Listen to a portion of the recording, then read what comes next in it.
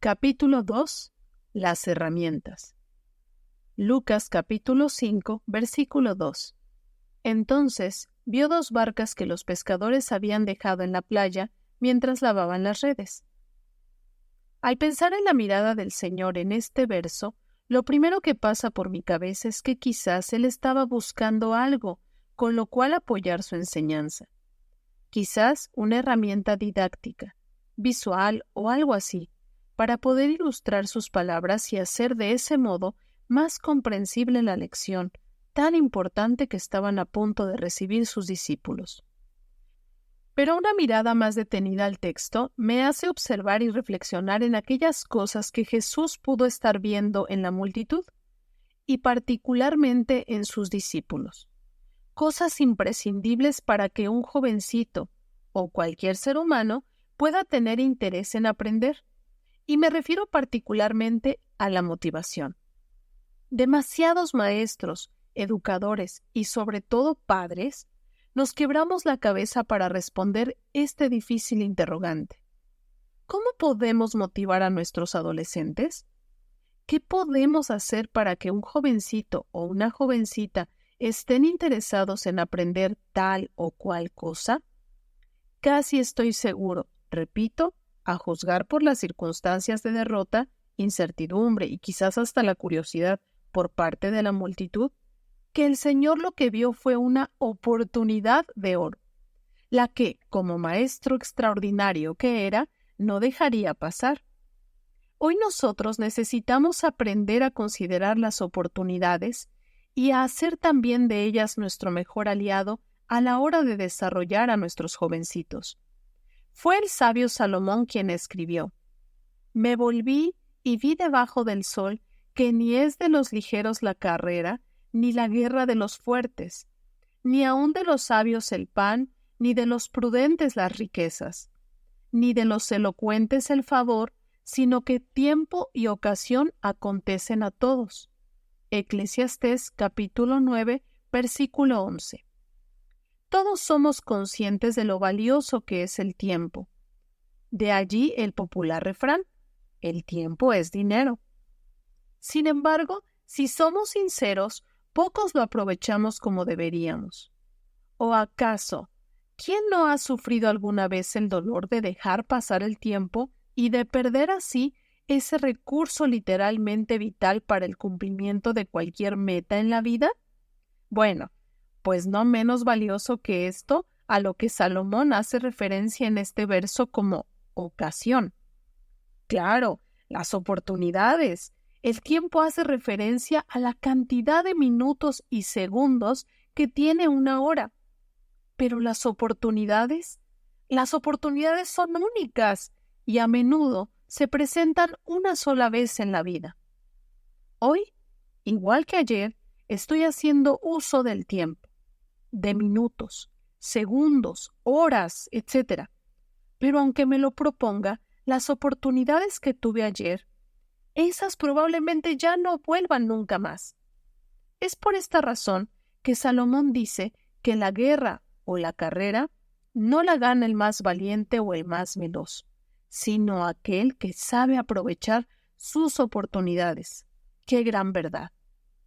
No creo que al echar una mirada Jesús a las barcas lo haya hecho en busca de alguna herramienta didáctica o de un apoyo visual, sino que pienso que él pudo ver en ese día de frustración y derrota para aquellos pescadores una maravillosa oportunidad de aprendizaje.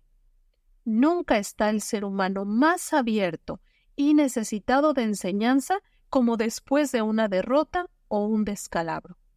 Y no es casualidad que en los círculos de personas altamente efectivas, los fracasos no sean percibidos como calamidades, sino como oportunidades de aprendizaje. Ahora bien, ¿qué sucedería si trasladáramos esta verdad a la época que nuestros adolescentes están viviendo, caracterizada por lo volátil, breve y pasajero? Las circunstancias cotidianas sumadas al interés de nuestros jovencitos por aprender tal o cual cosa son las mejores herramientas con las que podemos contar para orientar el crecimiento de esas personitas que tanto amamos. Personitas llenas de sueños y con grandes potencialidades que, sin embargo, debido a sus fracasos e inexperiencia, nos desafían a ser creativos, sagaces, sabios y amorosos al aproximarnos a la orilla de sus intereses y de sus deseos para aprender. Todos alguna vez escuchamos esa ilustración humorística, para algunos quizás de mal gusto o hasta subida de tono, pero si somos honestos, llena de verdad. Me refiero a la difícil plática que un padre debía tener tarde o temprano con su adolescente, y para la cual se venía preparando desde que su hijo era solo un niño. Ahora el día había llegado. El muchacho había cumplido 14 años de edad, y había llegado el momento de hablar con él sobre el difícil tema de la sexualidad humana. Hijo, eres ya un adolescente. Tu cuerpo ha venido presentando algunos cambios y ya no eres un niño, por lo que debemos empezar a hablar de... Hace una pausa para tragar saliva.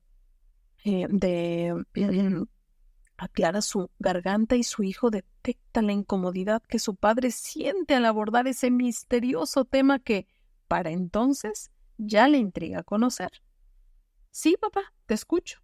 ¿Sobre qué quieres que hablemos? El padre toma aire, hace una pequeña oración para sus adentros, se llena de valor y exclama: de sexo, hijo, de sexo. Tú y yo necesitamos hablar de sexo. Entonces el hijo, con una gran tranquilidad, mira a su padre a los ojos y poniendo una mano sobre el hombro de éste le responde: Claro, papá, ¿qué quisieras saber? El tiempo parecía el adecuado. El muchacho había cumplido 14 años, y esa era la edad en la cual su padre había tenido su primera conversación acerca de sexo, 25 o 30 años atrás. Pero la oportunidad ya otros la habían aprovechado. Este jovencito ya había escuchado algo sobre el tema, en conversaciones con sus compañeros de escuela, cuando tenía 9 años. Había leído acerca del tema en los libros de texto, provistos por la escuela a los 10. Y esta había sido la conversación favorita entre él y sus primos, con quienes había pasado todo el verano 3 años atrás. Solo que el padre no se había percatado de nada de esto. ¿Cuáles son los temas que hoy en día inquietan a tu hijo o hija adolescente? ¿Con qué preguntas está lidiando? ¿Cuáles son actualmente sus preocupaciones e intereses? Esas son nuestras verdaderas herramientas como padres. Con estas cosas debemos trabajar para conseguir que nuestros hijos se desarrollen de manera equilibrada, espiritual, intelectual, social y físicamente. La tercera opción. ¿Alguna vez escuchaste eso de que si quieres que alguna tarea se lleve a cabo en tu casa, tienes 2 opciones: hacerla tú mismo o decirle a tu hijo adolescente que no la haga? Muchos padres, frustrados por la respuesta negativa de la mayoría de nuestros adolescentes a nuestras instrucciones, nos hemos encerrado en esta falsa disyuntiva. Creemos que nuestros jovencitos solo aprenden por instrucción o bien por corrección. Y a partir de allí, nosotros intentamos escoger el método más apropiado según la situación, según la circunstancia. Pero justamente son las circunstancias que ellos enfrentan las que nos dan la opción de escoger un camino aún más excelente, como lo dice en 1 Corintios, capítulo 12, versículo 31. O lo llamo yo la tercera opción. Si somos un poco más curiosos y pacientes ante estas circunstancias que nuestros adolescentes están viviendo, si pasamos más tiempo con ellos, observándolos, escuchándolos, y si hacemos las preguntas adecuadas, entonces descubriremos un maravilloso universo de posibilidades, a las que yo particularmente llamo oportunidades. Debemos aprovechar las circunstancias que nuestros adolescentes viven y también los intereses que esas mismas circunstancias despiertan en ellos. La partida de mi padre, cuando yo tenía tan solo 7 años, me marcó con un sentimiento que me resultaba difícil de describir a esa corta edad. Era un sentimiento de inferioridad que me hacía pensar que yo no valía lo suficiente como para que mi papá quisiera estar conmigo. Eso me hizo buscar desesperadamente la aprobación de la gente, por lo que me dediqué a mentir, a pretender y a desacreditar a otros. Todo esto como la ruta, efímera por supuesto, pero fue la única que encontré para experimentar esa droga que yo tanto necesitaba, llamada aceptación. Durante esos difíciles años de turbulencia, mi madre, quien se había convertido en mi padre y mi madre a la vez, supo leer en mis actos mi necesidad de aprobación y la frustración y soledad en las que me encontraba. Comprendió también que me encontraba eclipsado totalmente por la personalidad magnética de mi hermano mayor, quien estaba siempre rodeado de amigos y amigas. Ella supo alinear estas circunstancias y mi insaciable necesidad de aparecer en la foto con mi inquietud por la música y en particular por la guitarra. Ese instrumento que hacía que los muchachos adolescentes fueran populares. Desde que tengo uso de razón, hay siempre un instrumento musical en mi casa. Y todo eso gracias, otra vez, a mi madre, quien por influencia de mi abuelo siempre gustó y escuchó mucha y muy buena música. En mi caso, justo en la adolescencia, brotó dentro mío esa inclinación por lo musical que ya corría por mis venas. Durante mi niñez había pasado mucho tiempo frente al piano, practicando escalas sin ningún sentido para mí, excepto cumplir con la hora de castigo, estudiando piano, por mi mal comportamiento.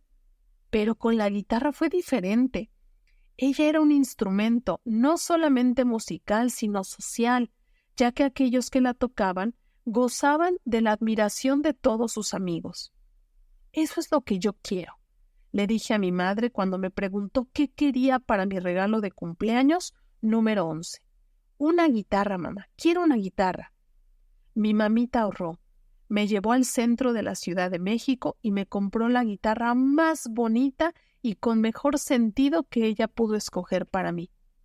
Había sucedido un milagro. Las circunstancias familiares y sociales a mi derredor se alinearon con mi interés por la música, produciendo una necesidad insaciable de conocer, tocar y estudiar ese instrumento mágico, que poco a poco me daba un lenguaje, una voz, mientras que la atención de mis amigos se volcaba hacia mí, gracias a lo cual yo podía comenzar a gozar de esa tan anhelada aceptación.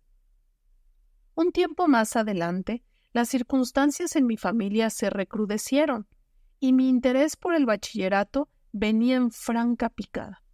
Cuando le pregunté nuevamente a mi mamá si ella me permitiría estudiar formalmente música en el Conservatorio Nacional de Música, ella nuevamente supo leer bien las circunstancias. Mi bajo desempeño en la escuela y mi interés y gusto por el instrumento, por lo que respondió: te doy permiso de estudiar música con la condición de que seas el mejor músico que puedas ser. Tan pronto fui aceptado, comencé una carrera brillantísima, como la que nunca había tenido siendo estudiante. Finalmente, el milagro de la inspiración había llegado. Yo estaba estudiando algo en lo que me sentía competente y progresaba poco a poco y cada vez más. Muy pronto, no solo el aprecio de mis amigos, sino las invitaciones a serios y muy buenos trabajos profesionales empezaron a llegar. Y todo porque mi madre supo usar esas herramientas, las circunstancias sumadas al interés de su hijo. ¿Cuándo es una buena edad? No por mi gran sabiduría o por mi poder de investigación, sino por tener la dicha de ser padre de 5 maravillosos hijos, mucha gente me hace preguntas sobre cuál es la mejor edad para esto o aquello. ¿Cuándo es una buena edad para que mi hijo aprenda música? ¿Cuándo es una buena edad para que mi hijo tenga novia? ¿Cuándo es una buena edad para que mi hijo estudie o incluso para que se dedique al ministerio? El problema es que no se puede responder esta pregunta sin tener la información suficiente, aquella información que solo quienes conocen a sus adolescentes pueden tener. Durante la infancia de mi hijo primogénito, Israel, gozamos de una muy buena conexión. Él se identificaba mucho con la música que en aquel entonces yo producía y disfrutaba de los conciertos, ensayos, gente entrando y saliendo del estudio, etc.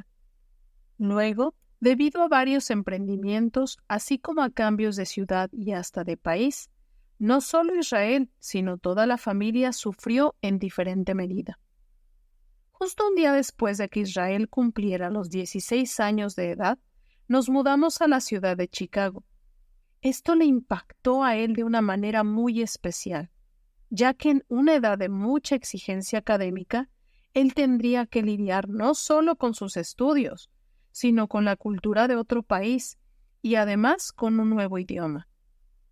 Paralelamente, mientras él intentaba adaptarse y concentrarse en sus responsabilidades, yo tenía también un mundo de nuevas responsabilidades que recaían sobre mí ante el nuevo reto y la nueva aventura de fe que habíamos aceptado.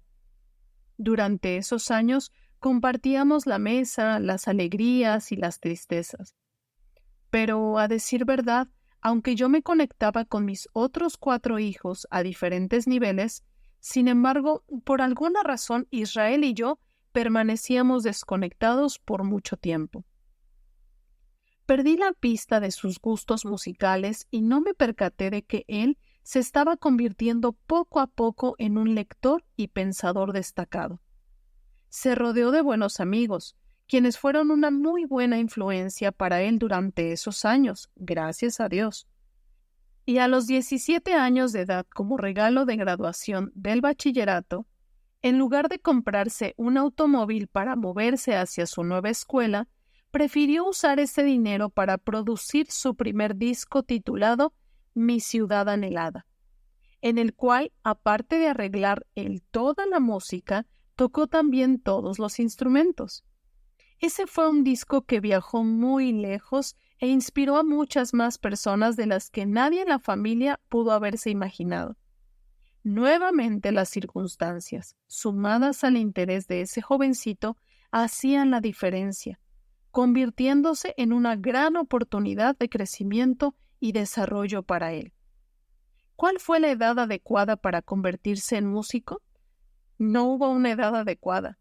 Fueron una serie de circunstancias y eventos, sumados a su gran apetito musical, apetito que no había tenido cuando estábamos en México, pero que tan pronto llegamos a los Estados Unidos desarrolló tanto que fue invitado a hacer arreglos para la orquesta de su escuela. Le proporcionó parte de la beca para su universidad y le permitió aprender mucho como voluntario en la iglesia donde servíamos, teniendo oportunidad de tocar con personas como Michael Smith o Michael Gungor, etc. Debo ser completamente honesto y decir que, no solo en el caso de Israel, sino en el de todos mis hijos, aunque todos tienen un amor especial y una gran facilidad para la música, he decidido que las circunstancias, sumadas al particular interés de cada uno, me den la pauta para saber cuándo animarlos, cuándo enseñarles o incluso cuándo exigirles. La motivación que producen en un adolescente las circunstancias cuando se combinan con sus intereses crea la mayor oportunidad que ellos pueden tener para mantenerse enfocados y desarrollar cualquiera que sea su talento, deseo, sueño o ganas de aprender. Preguntas para la reflexión. Número 1. ¿Qué tan consciente eres de las diferentes etapas que ha atravesado y está atravesando tu hijo adolescente? Número 2. ¿Dirías que eres de los que intentan a toda costa que su hijo jamás tenga una mala experiencia o de los que le ayudan a entender las diferentes oportunidades que la adversidad presenta? Número 3. Haz una lista de las 3 cosas que actualmente despiertan más interés en tu hijo adolescente. ¿Cuál de estos intereses crees que se alinea mejor a las circunstancias que tu hijo, no tú, está atravesando? Número 4. ¿Qué parte, qué rol crees que puedes tener tú en esta etapa, a fin de colaborar con el desarrollo y el crecimiento de tu hijo, aprovechando las oportunidades actuales, las circunstancias sumadas a sus intereses?